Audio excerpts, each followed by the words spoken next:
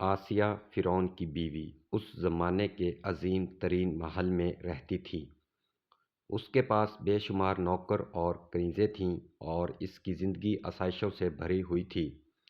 اس کا شوہر فرعون ایک ظالم اور جابر حکمران تھا جس نے خود کو لوگوں کا خدا بنا لیا تھا اور دعویٰ کیا تھا میں تمہارا سب سے بڑا رب ہوں۔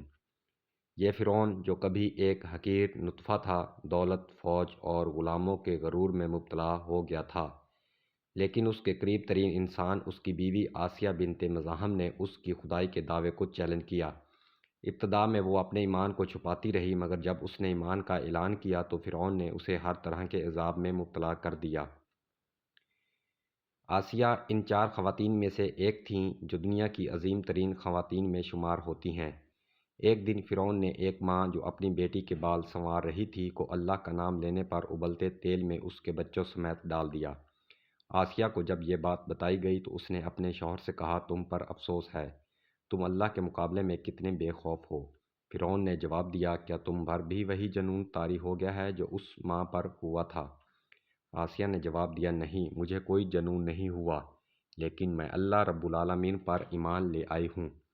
فرعون نے آسیہ کی ماں کو بلایا اور کہا تمہاری بیٹی پر بھی وہی جنون طاری ہو گیا ہے جو ماں پر تھا۔ اس نے قسم کھائی کہ یا تو وہ اپنے ایمان سے پلٹے گی یا موت کو قبول کرے گی۔ آسیہ کی ماں نے اس سے کہا کہ وہ فرعون کی بات مان لے، مگر آسیہ نے صاف انکار کر دیا۔ یہ تھا اس کا عزم، اس نے طاقت اور جبر کے آگے سر نہ جھکایا۔ جب فرعون نے دیکھا کہ آسیہ اپنے ایمان سے پیچھے نہیں ہٹے گی تو اس نے اس صحرا میں لے جا کر 4 کھونٹوں کے درمیان باندھ دیا بغیر کھانے پینے کے اور اسے 3 دن تک تپتی دھوپ میں چھوڑ دیا۔ پہلے دن فرعون آیا اور اس سے پوچھا کیا تم پلٹتی ہو؟ آسیہ نے جواب دیا نہیں، یہ تو میرے ایمان میں مزید اضافہ کر رہا ہے۔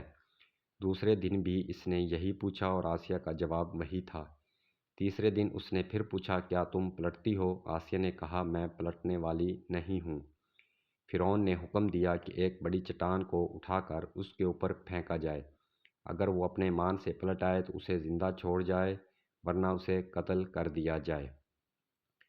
لیکن اس لمحے آسیہ نے اللہ کی طرف دیکھ کر دعا کی، اے میرے رب، میرے لیے اپنے پاس جنت میں ایک گھر بنا دے اور مجھے فرعون کے اور اس کے عمل سے نجات دے اور مجھے ظالم لوگوں سے نجات دے۔ اللہ نے اس کی بصیرت کو کھول دیا اور اس کو جنت میں اس کا مقام دکھایا، جسے دیکھ کر وہ خوش ہو گئی اور ہنس پڑی۔ فرعون اور اس کے ساتھی حیران تھے کہ وہ کیوں ہنس رہی ہے جبکہ اسے عذاب دیا جا رہا ہے۔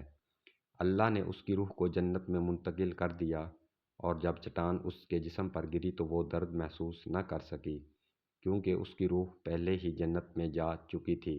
اللہ آسیہ سے راضی ہو گیا اور اس کا مقام جنت میں مقرر کر دیا۔